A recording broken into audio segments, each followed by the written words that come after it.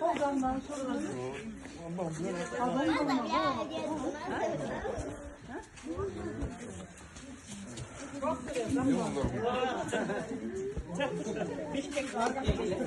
Olma kanka başta acırdı. Başta acırdı.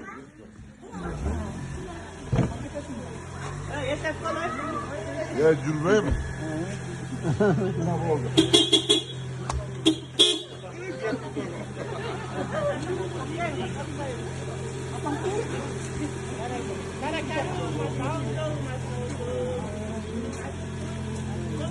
Gel. Düşün. Dedem aslında masanın içine yaparsın. Şirin şirin benden borsun lan ha. Maalesef sıktığı maçlardan borsun.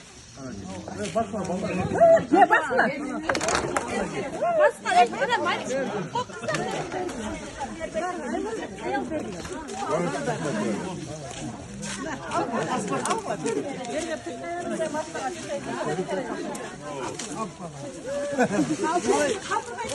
Ay bu şirin şirin. Al şunu al ya. Yok yemeyin sakın bu. Kaçmıyor ağzını. Bırak başını kaçacağım.